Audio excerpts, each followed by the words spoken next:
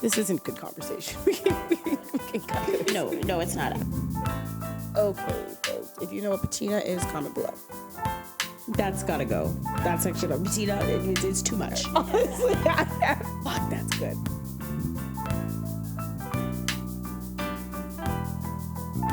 Do we feel good about that closing, or? The closing you just did? Absolutely not. Absolutely not. I completely agree. It was totally weird. Hello, and welcome and back to another episode of How to Survive a Scandal. I just feel like I need to publicly apologize because it was a little bit late today, and but I was doing something really important. I was making a LinkedIn post.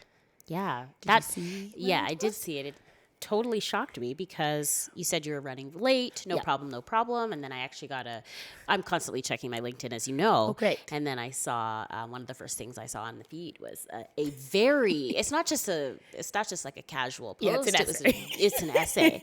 And I thought, what was so important that you said, stop the press? Can I ask you a personal question? For sure. Did you like it? React to it? Comment on it? I only was able to read half of it. Okay, I'd like you to go back. I'd like you to read the whole thing. I did see that it was about Lena Dunham. So I was like, Lena Dunham it's inspired a about AI. LinkedIn post. Yes, it was. It's about AI and Lena Dunham. Yeah. And It folks, I won't was say just more. shocking. Like, you put yourself in my shoes. No, believe me. You know what I mean? I was just as shocked. I do not post on LinkedIn, and if I Yeah. do, it's like there was a professional achievement. There's some pictures. I'm tagged in something. I'm reposting, like whatever. I'm not a LinkedIn, and I'm certainly not out here like posting a take on LinkedIn. Yeah. But I have been listening to Fame Sick, Lena Dunham's memoir. I cannot stop. It is so good.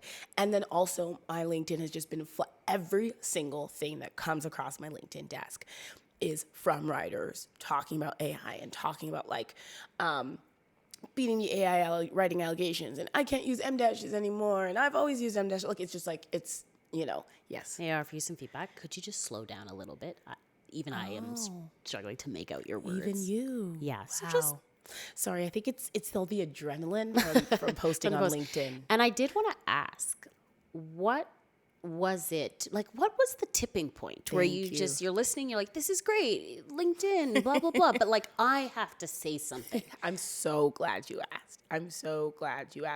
And I think that's a question we all have to ask ourselves: is what takes us from motivation to action? What takes us from Over the edge. inspiration? Yeah. To action. Yeah. York. Go ahead and sit down for us. And okay, so the context of this is that like I spend a lot of time on LinkedIn as well while I don't post. And it's just been like months and months of the same types of takes from writers and just like different fonts of them. And obviously I've been thinking about this a lot too, about just like AI and writing and like all of that. And then listening to Fame Sick, I was just like, this feels like it takes the AI conversation and right sizes it in the sense that nothing matters when you are writing like that honestly. And I make this distinction on LinkedIn. When I say her writing is so honest, like I don't mean like, oh, it's so vulnerable and it's so like, I mean the fact that like she is writing as somebody who, obviously I don't know her, so I don't know.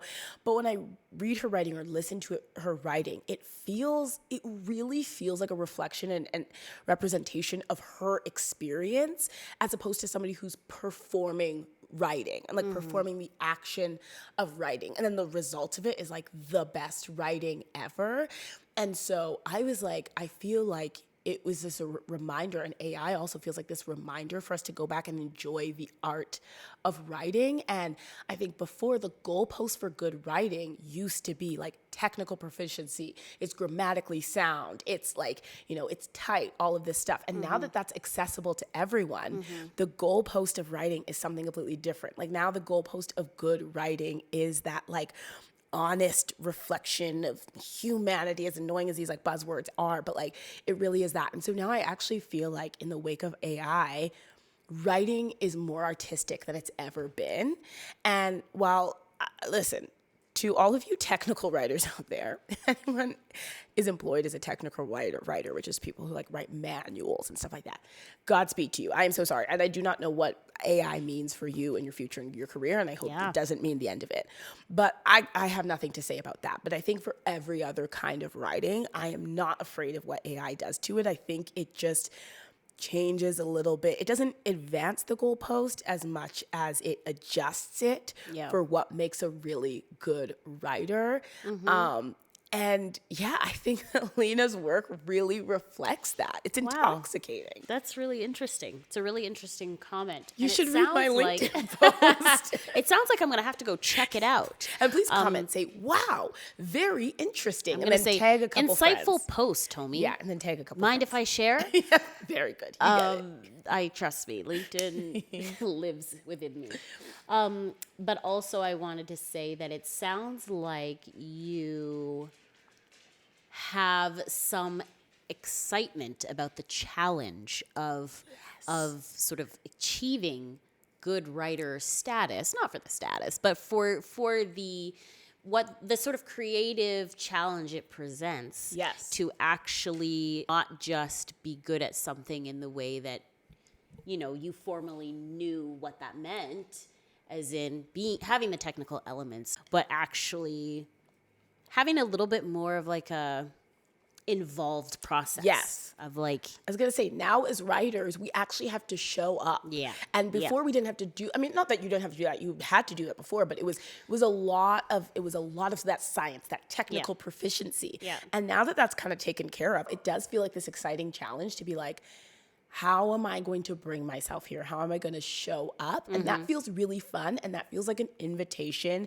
to be an artist in my day-to-day work that wasn't demanded of me 5 years ago. Yeah. And so that feels very exciting. that's very interesting. I find that even where, like in my world, I read a lot of legal writing, which, especially when it comes to like legal decisions, can be very, it can feel very devoid of like life and personality sometimes. There is this, there can be a guise of neutrality and like just something that is devoid of any kind of person or soul, right? It's like, these are facts, this is reasoning, this is whatever.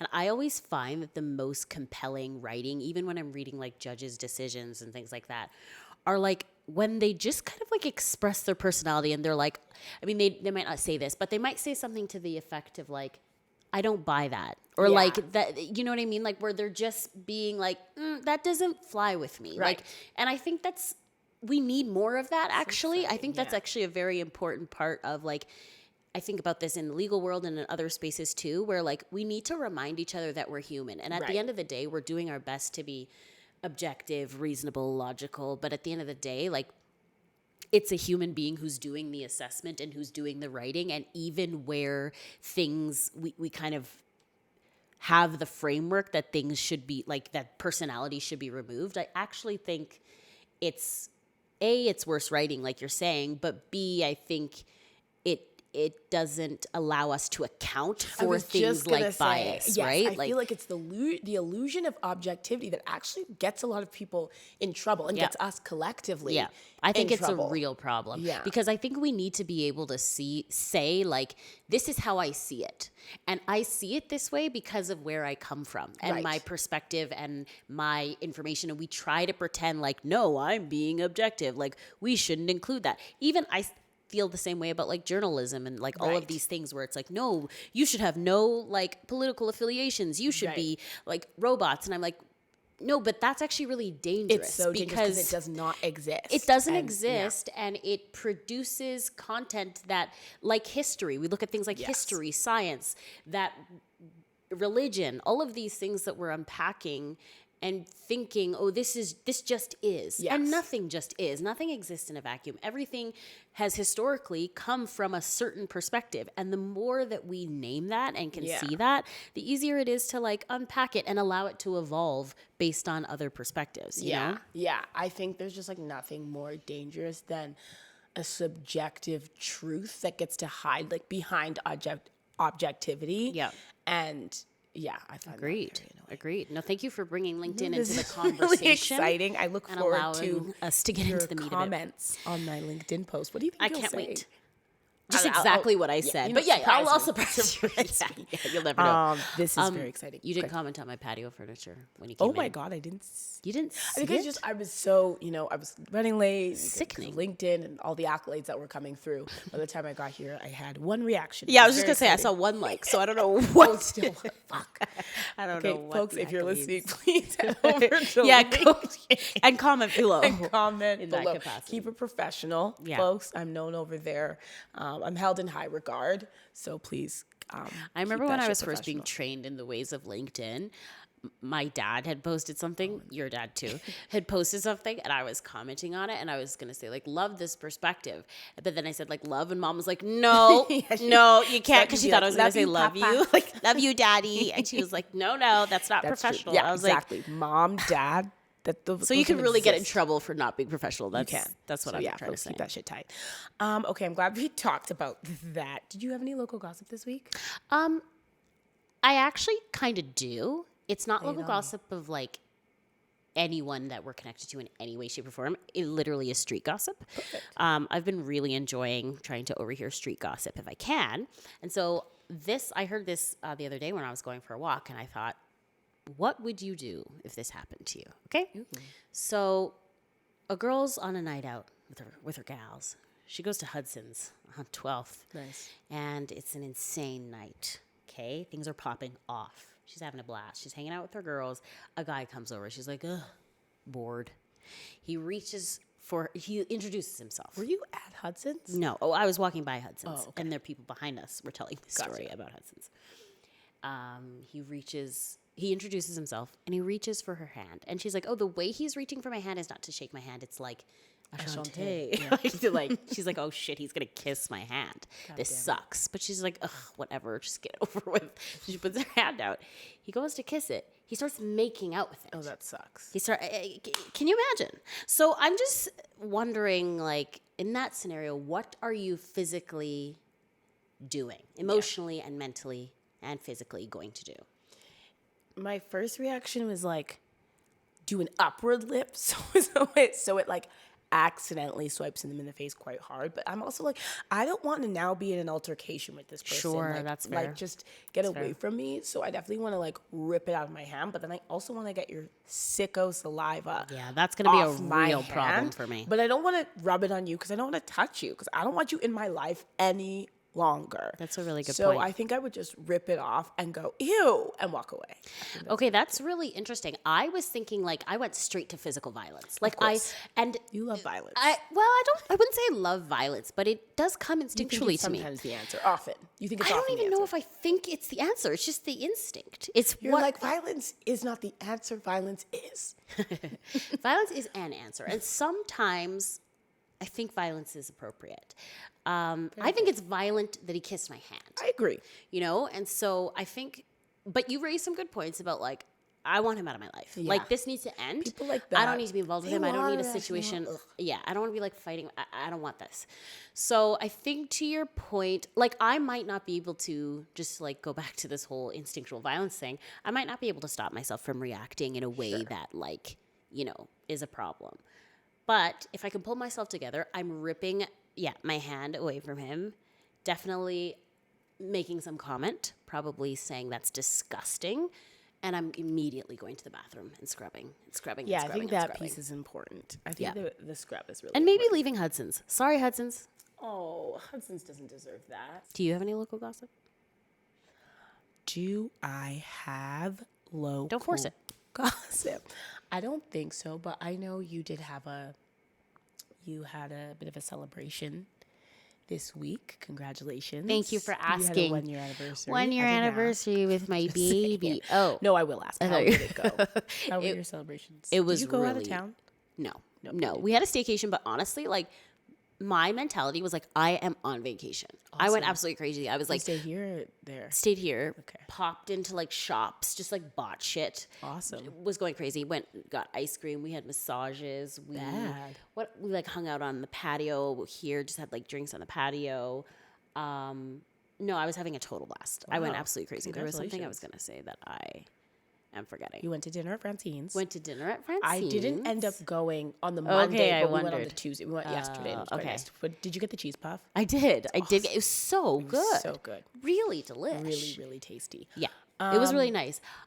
Are you going to ask what I got as gift and You what I did gave as gifts. gift? Wow. Yeah. What did you? Yeah, so I receive? got a massage, which was really nice. Awesome. We got couples massages, and I must say, Luke could only fill out one person's, like, he could only fill out his own intake form, and then, so he didn't fill out any information for me. So Right. he requested a woman massage therapist, because he was like, hopefully we'll both get them, but he wasn't able to provide info for me, so he was like, weird, but like, I'm sure it'll be fine.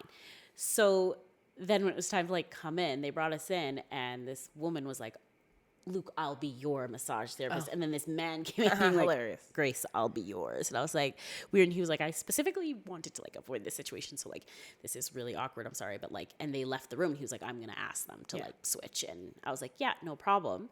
But the man was just, bless his heart, he was so awkward. Like, to the point where I was like, oh, he's like, he was, bless him. But like, really, like not making eye contact, looking down at the floor the whole okay, time, like just sure. very, and he was so sweet to me, like so kind, like really took care of me. And then like Luke asked to switch, and then I just, the look on his face, I felt Wait, so how bad. much interaction did you have with this person? Just prior to beforehand, so the they brought us switch? into the room. They asked us a bunch of questions, like, "What are your focus areas? What scents do you want me to use?" And Like, so blah, blah. he thought that after talking to him, So you were like, I yeah, don't want we a went through massage that right. whole process, That's too and it bad. was like he was. I wanted to just take him home and feed him like a baby bird. He was so sweet. So I that's felt upsetting. really bad. But then after, as we were leaving, she was like, "Would you like only like female massage therapists in the future? Like, I can put that note on your file." And I was like, "Yeah, it has nothing to do with him. I just only want females all the time," which is like fine and Yeah. sure, true. But I just was like, I really don't want him to take this personal. He was so sweet. Yeah, that's really upsetting. That's actually quite heartbreaking. It broke my heart. It really broke my heart. But yes, we did that for gifts. He also got me a plant pot for my new plant, which you can see here and you have not commented on. I did notice it. It Gorgeous. needs some TLC. What I made, though, for him. I made, yeah, his gift. It's really beautiful. I used like a traveler's journal, you know, those. Oh, yeah. Yeah, that have the like leather scan Yeah, or yeah, leather bound. yeah. And you can like add more journals Right, to them. yes. Oh, I yeah, did one yeah. of those, but I did it as like a scrapbook of the last year. And I literally nice. started with like the first text he sent me. So I like printed text and Wow. pictures and cut them out and just like pasted it. So it started being like, hey, it's Luke, and like whatever, and did like a whole that's story special, with text actually. and pictures. He immediately started sobbing when he saw it. It was so fulfilling. Oh my God. so rewarding. That's lovely. Yeah. Do you have any advice for anyone who's, coming up to their 1 year? Yep. Or Yeah, anything it just like has to that? be from the heart. That's all I'll Not for say. gifts, just for Just to make your relationship advice. last. Yeah. Yeah. So I could write a book about this. I think it's important because we were talking about the ick last week. We got a lot of feedback about the ick. And I think it's important that because I shared a story of when I got an ick. did. I think it's were important brave. that you share a story about sometime that you had an ick with Luke. I think that's important. Sorry. Wow. I guess if we're asking folks to put their own relationships on relationships blast, on which I'm really still counting on, by the way. Yeah, I think that's exactly. really important. I think if you want to be part of this community, you need to put yourself on the line. I actually think we do have one on that I haven't read in the DM. So I think we'll Oh, probably continue exciting. to discuss this. Yeah, I want to have an ick segment. Yeah, we probably should. So many segments that we dream up, and they're just It's okay. not segments. Segments are meant to be transient. They come and they go. Okay. An ick in this relationship that I experienced. Oh, okay. On our second date, we were at the movie theater. We went to see a movie, and we showed up, and they were like, you do not have tickets for this movie. And I was like, What in God's name is going on? No. And the tickets were like for the wrong day, and I want to say maybe even the wrong theater. Like I want to say it was like, oh, this is for like the were like, Toronto they were for VIP. New York No, literally, I'm pretty sure it was like there's like a university in Toronto or maybe Vancouver or something. I don't know, but I think it was the wrong city. It might not have been. I don't want to not too much on my man. Jesus. But I really bad. I was really bad. It did give me a bit of the ick. And I was like, no problem. We'll bounce back. It can happen to anyone. That's really rough. But I was just like, oh, you don't go to movies much, hey. And honestly, he did admit, no, I don't. And, we are stronger than ever. We've just made it to the 1 year mark, mind you. So that's no problem. But yeah, I do have to acknowledge that That's that tricky. is what took place. Yeah, That's really, what really happens. tricky.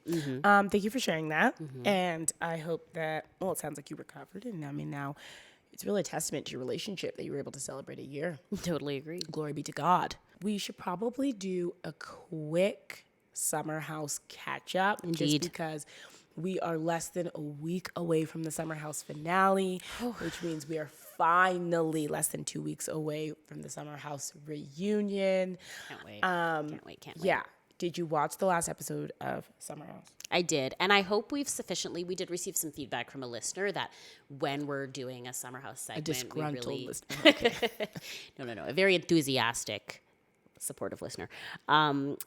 That we should just really make it clear, like we are talking about Summer House for those of you who are not interested or And this will be brief. yeah, we'll try to make it brief. We say that every time. I did watch this last episode. I really saw the editors working overtime. Same. To really stay with Kyle in a generous, sort of compassionate way. Yeah. And they were like, we are, and I have to be honest, it worked. Like, yeah. it broke my heart for him. He was a mess, as Yeah. they say. So it was hard to see, but I was like, again, like two things can be true. Yeah. And let's not forget that in all of this narrative. Kyle is a problem. He just is. But it was a little heartbreaking to see. I'm not going to lie. Yeah, it's so tricky. And I am trying to leave space for the fact that when you are in a long-term relationship, your emotions don't just like bubble up and show up and come to the surface the same way that they might in like a fresh relationship. Yeah. So I certainly don't think it's fair that I'm about to judge Amanda for having little to no reaction around Kyle's crash out. Like, I'm like, I get it. Yeah. But I feel like it also feels so, I'm like, okay, it's just, I felt like it was so clear. I mean, it's already been clear that Amanda is very checked out of this relationship and has been so checked out of her relationship with Kyle. But watching him be like, fuck you, and then him like have a whole crash out and be screaming and be running. And like, she was very like, and like kind of like chuckling, like in a nervous way, of course. Yeah. But like kind of chuckling, whatever. And it was only to like when it got super heated that she started being like, Kyle, shut up, like stop talking, like all this stuff. And was like really in it and like really engaged. But before that, it was like, I don't think she cares about like what he says to her, the names he's calling her. I'm not saying that this justifies anything, but I don't think she really cares. And then it's when people kind of come through with the sympathy and being like, that's not okay. And again, this is just what happens when you're desensitized to a relationship. Yeah. But I think it was really interesting. It's been interesting watching her watch Kyle freak out at her and kind of just like smirk knowingly, being like, I'm going to get all this sympathy and people are going to see it. And I get to hug West later. Yeah. I think that's like her whole thing right now is like people have been pointing out, like she rarely engages with Kyle anymore. She kind of engages with like the house. Like how are people reacting to Kyle? Yeah. And when it's time to like have a conversation with Kyle, that seems very missing from her relationship with him. And like the way he was talking about it and like being like, people don't know the half of it. Like whether I'm gone for a day or 7 days, like she does not say hello when I get back. We don't have communication. And I don't think this justifies any of the way that Kyle acts, but I think I do think at this point she's so locked into this narrative and she knows it, she can use it to her advantage, that I just don't think she's being honest about the. Yeah. I think, like, forget all the bullshit with Amanda and West and the fact that I'm like so anti-Amanda right now. I can have compassion for someone, especially a woman, like checked out of a relationship, who's like, I just am not in it anymore. And like, I think that's okay. Like, you know what I mean? But I just don't like that she continues to sort of play this like, yeah, I'm checked out because you're a bad husband and you're a bad person and you go DJing and you go partying and that hurts me. I think the minute Kyle started his DJ career, I don't think there was a minute of that she was like sad because he was away from home. I think by the time he started his DJ career, she was like, leave the house, go. I'm happy to have you gone. And I think that's not a crime, but like, don't now use that as ammo of like, look at how shitty my husband is because he has a DJ career without talking to me. She's grateful he's out of the house and going on all these trips. And my read on that is it's less about her wanting more time with him and more about her not wanting to be put in the position where she's hearing cheating allegations again and again and again. Absolutely. And I imagine that's quite triggering. And that's, super enough. triggering, super fair. I just think at the end of the day, Kyle's been saying for a long time, like, she doesn't like me. Yeah. And I think that, again, I'm not going to begrudge a woman for not liking her husband, but I am sort of like, you can't just lie about that for years and years, though. Like, that's where I'm like, fair. now that's not really fair because you're just insisting that you like him and that the problem is his behavior when ultimately you don't really like him and you're over him. And like, you just have to be telling the that. truth or exaggerating when he said we haven't had sex in 7 years. No, they obviously, I think he was exaggerating. I think they've had sex, but I don't think they've been having He's being sex like, for in 7 our years. relationship, we don't have sex, was basically Well, what I think he was saying, like, it's been years since sex has been, like, a routine part of our life or, like, a regular part of our life. And I think that's probably true. Real quick, just because I fear everyone's too distracted to talk about this. It's been 2 times now, and it's really pissing me off the way. I mean, it was the first time I gave it a pass because it was Sierra and Amanda, and then the second time it was just Amanda. But the way people, those two, were commenting on Mia's ass, and like the way they said it's been. Interesting. It like Sierra and Amanda. Sierra and Amanda, like Sierra made a comment, and in the way she did, I was like, wow, that would have really offended me if I was Mia. Like, I did not like that, but I didn't whatever. clock that. And then and then it was Amanda that made a comment in like this last episode. Yeah, I And did see what I Amanda was like, said. I feel very offended by this. Interesting. The other thing I want to say, did you hear that, like, KJ's mom and Mia's sister were college roommates and they, like, just found this out? No. He, like, posted a picture on Mother's Day and was like, this is, like, my mom and Mia's sister. They were roommates in college. This is a picture of them holding me as a baby. And Wait, he was that's like, so we've been cute. family for How- years. I'm like, that's so beautiful. That's really sweet. How young is his mom and how old is her sister?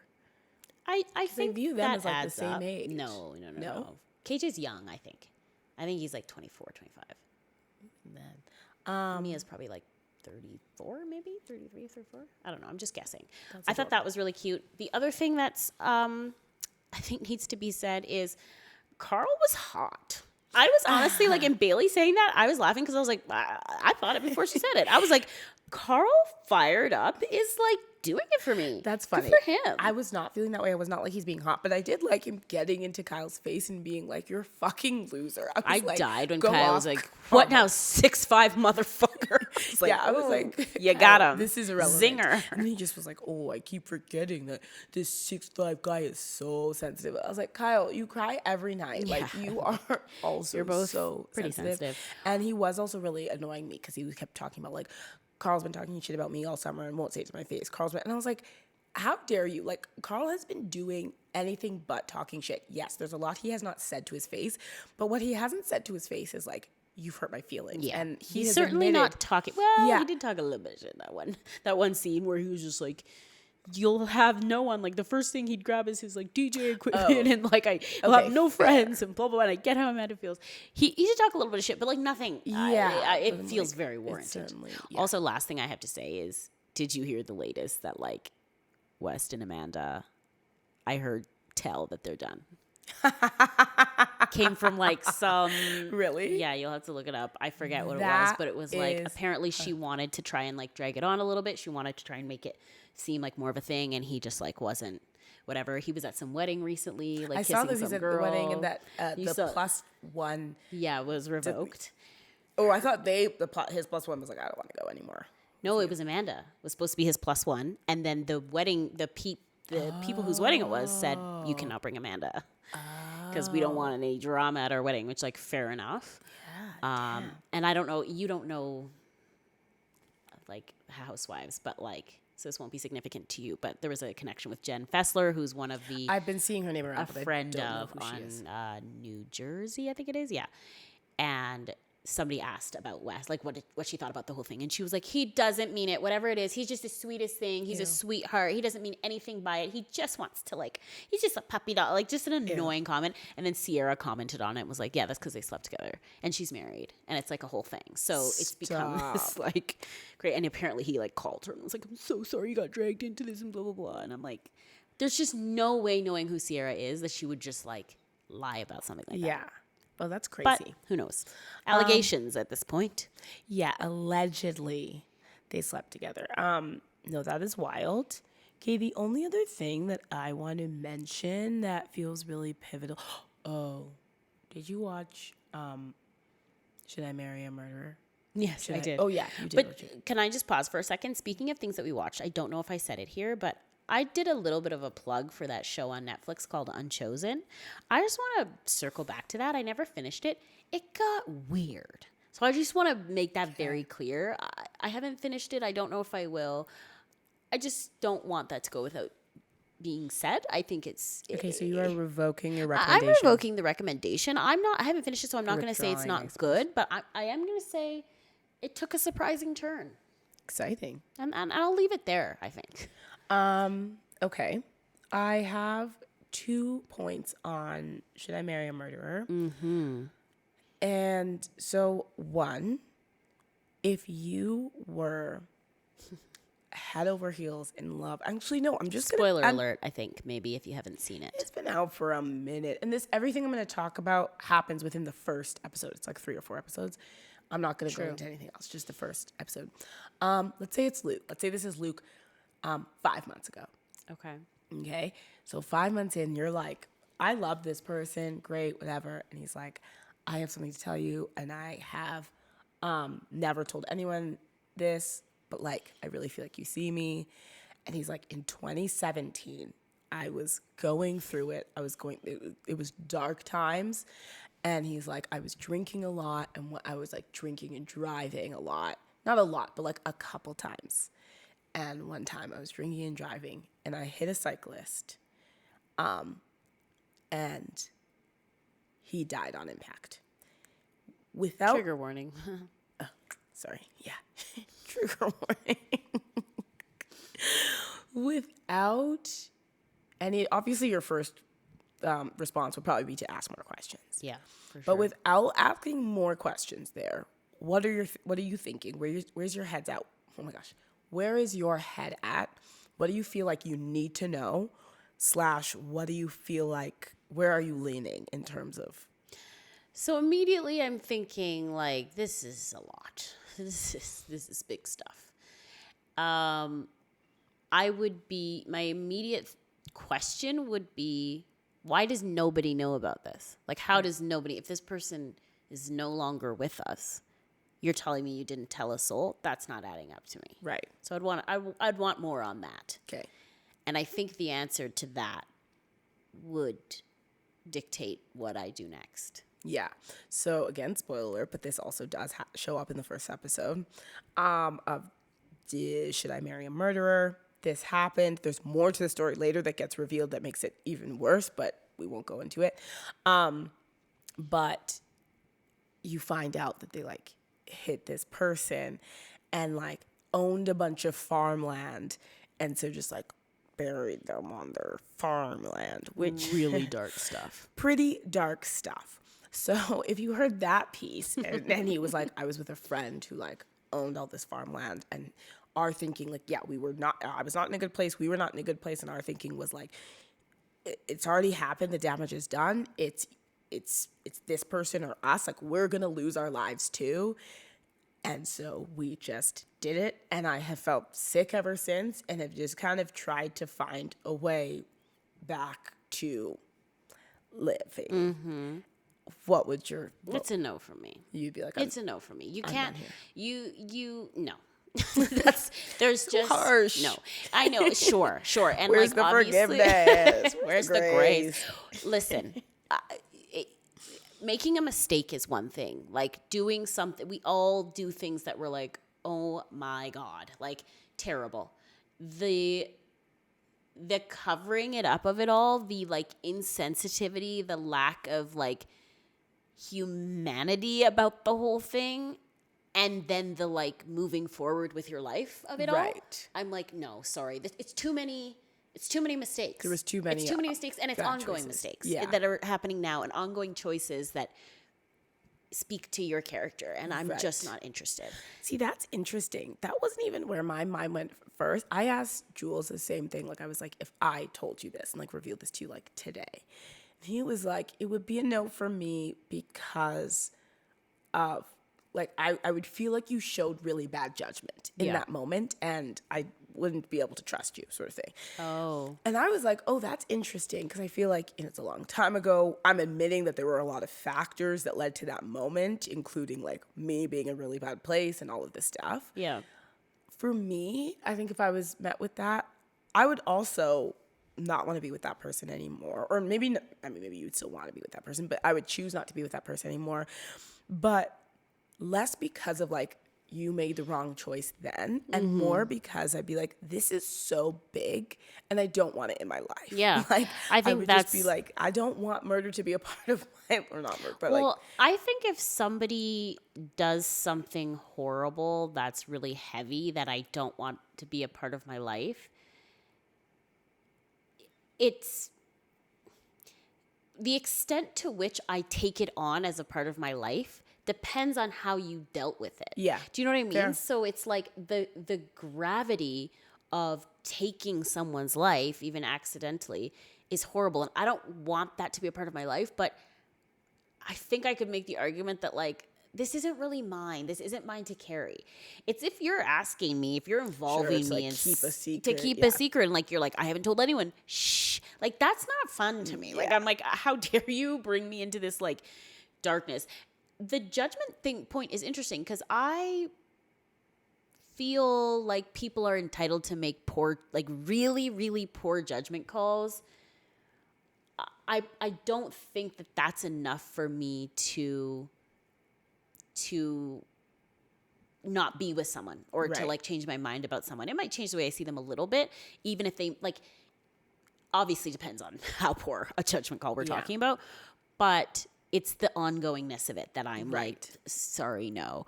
Can I tell a story that I've been mulling about being like, should I tell this story? yes. It is not at all to this degree, of course.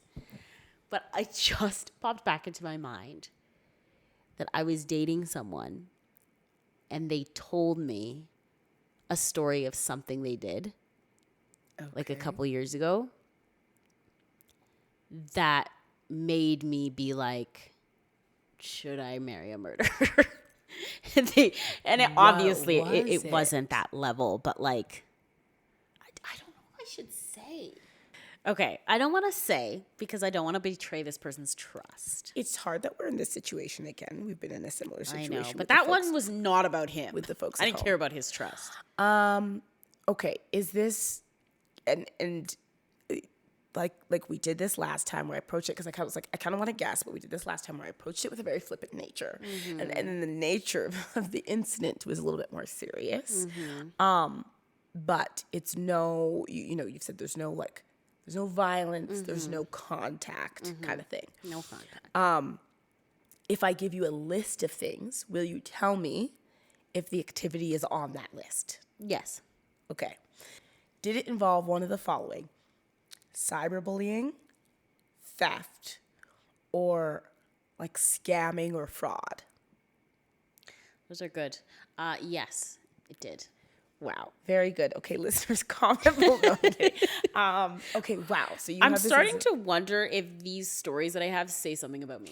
Yeah, I'm not gonna lie. There's been a couple incidences now where you've had some peers, some compadres, some paramours. But does it also say something about me that I chose not to marry the murderers?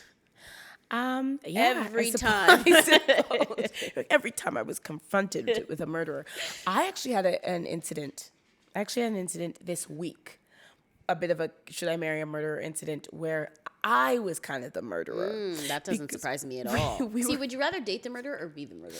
Because I feel like I date the murderer. So remember we were talking about it.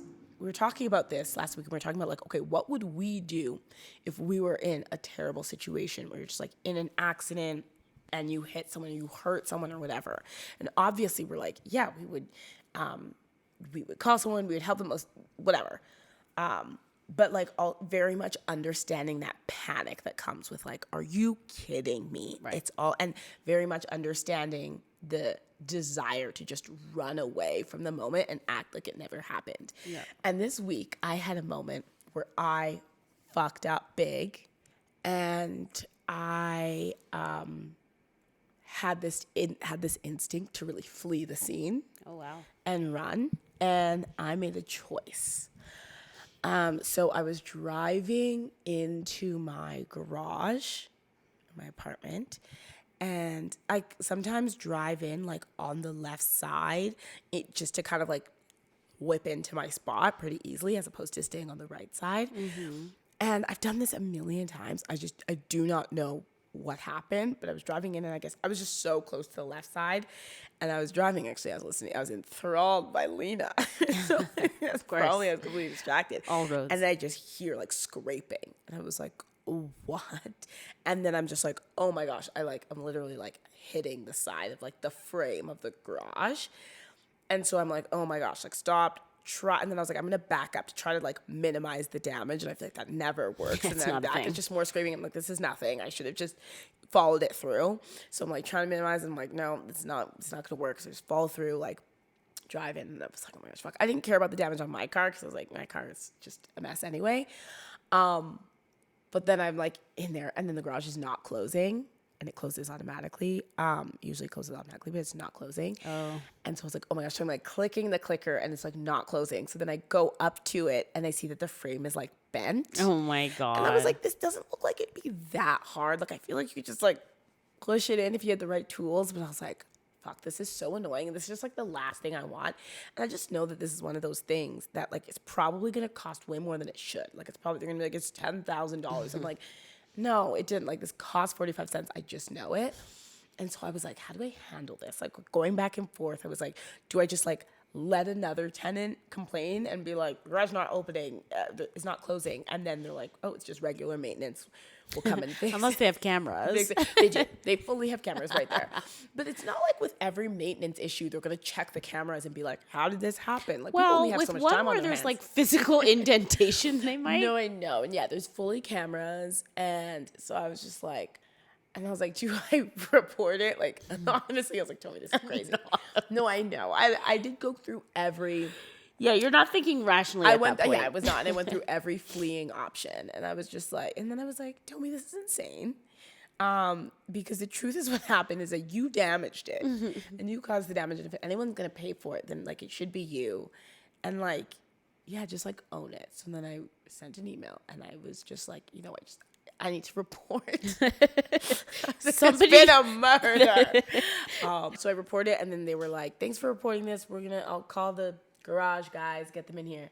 And then they got them in, and then like a couple hours later it was fixed, and nobody's come for me. Wow. I literally thought I was going to jail.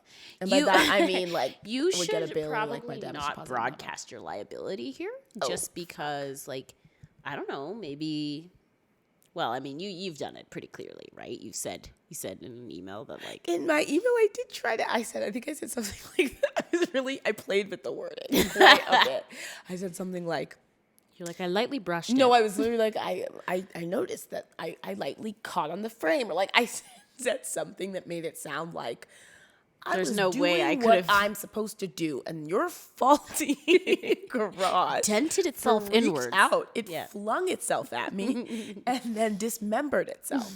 So anyway, I felt like in that moment I was in the position of Yeah. the murderer. Well, And I imagine if feel the like I did pressure was much higher no, than that's a broken exactly what I garage said to door. myself in that moment. I was like, Tommy, if you can't own up and do the right thing when the stakes are literally so low, like so low. Yeah. I was like, the worst thing that can happen here is probably they're like, you don't get your damage deposit back. And Yeah. it's a deposit I've already forgotten about. Yeah.